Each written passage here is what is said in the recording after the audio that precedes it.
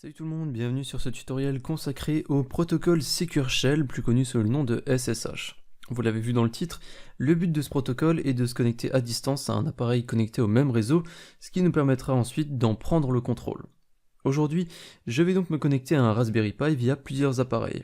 Un PC sous Windows avec le logiciel PuTTY, un PC sous Linux et plus précisément sur Ubuntu, et on aura aussi la possibilité de se connecter au Raspberry Pi via un smartphone. J'attire votre attention sur le fait qu'il est possible de se connecter en SSH à n'importe quel appareil sous Linux, à condition qu'il soit allumé et connecté à Internet.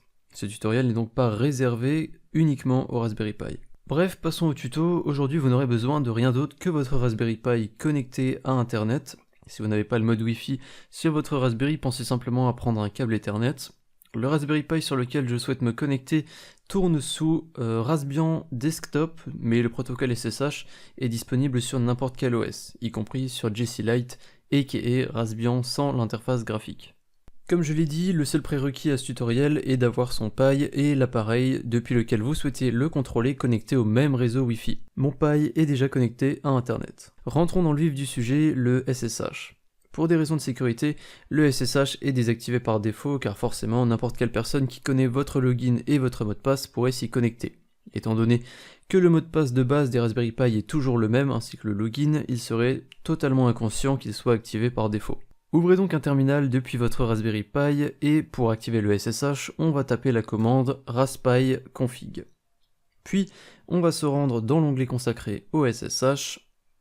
On va dire que oui, on souhaite l'activer.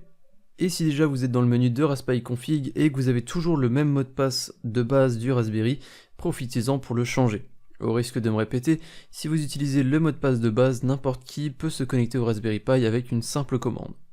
Une fois le SSH activé, eh bien c'est terminé pratiquement, on va juste avoir besoin de l'IP local du Raspberry. Tapez donc la commande ifconfig et identifiez votre adresse IP.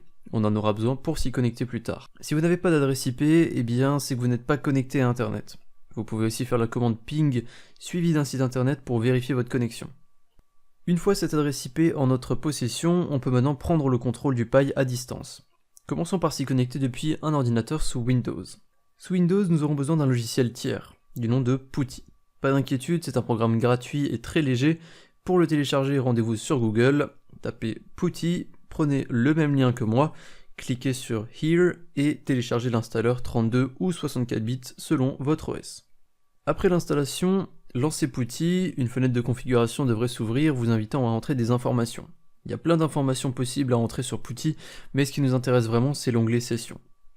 Entrez l'adresse IP du Pi et changez le port si nécessaire. Logiquement, vous devriez pouvoir laisser 22 étant donné que c'est le port de base. Si c'est la première fois que vous vous connectez en SSH, vous aurez la chance d'avoir un avertissement.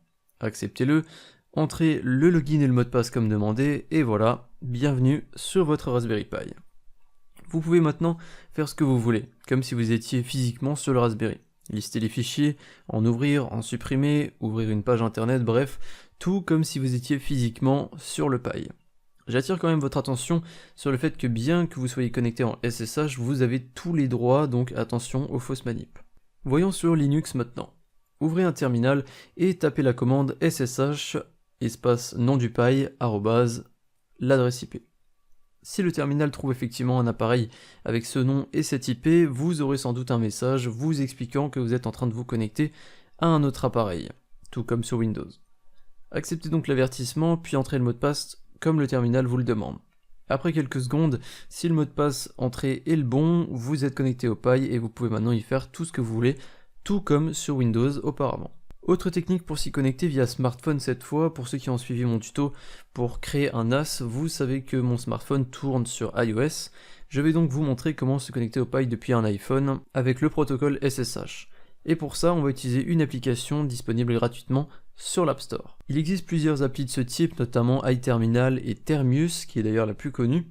Bien évidemment, si vous êtes sous Android, vous devriez trouver un équivalent assez facilement. Tapez simplement SSH dans la barre de recherche des applications et les résultats devraient être assez satisfaisants. Comme je l'ai dit plus tôt, l'application que je vais utiliser, c'est la plus connue, elle s'appelle Termius, et la première chose à faire, c'est de renseigner les informations du Pi. Je vais donc aller dans Host, cliquer sur le plus, je vais ensuite recliquer sur New Host, je lui donne un nom dans Alias, donc on peut vraiment mettre ce qu'on a envie, donc on peut l'appeler Raspberry ou peu importe. je rentre l'IP dans hostname, on active le SSH, on va donc avoir plusieurs champs qui vont apparaître, on va entrer le login et le mot de passe du Pi, tout comme on l'a fait avant, et on sauvegarde la configuration. Mon hôte va ensuite apparaître, je clique dessus et me voilà connecté au Pi. C'est tout pour le tutoriel d'aujourd'hui. La connexion SSH est très simple à mettre en place, très rapide aussi et surtout très utile. Ces possibilités sont quasiment infinies étant donné que c'est comme si on était physiquement sur notre Pi. On peut donc déplacer des fichiers, les modifier, les supprimer, etc. Un exemple que j'aime beaucoup est un lien étroit avec l'un de mes tutos précédents, Dropbox sur Raspberry. En me connectant en SSH, je peux uploader un fichier contenu sur mon Raspberry Pi vers les serveurs de Dropbox et récupérer ensuite le fameux fichier depuis n'importe quel autre appareil. Bref, merci d'avoir suivi ce tutoriel sur le SSH, j'espère que ça vous sera utile et on se retrouve très vite pour d'autres tutoriels. Salut tout le monde.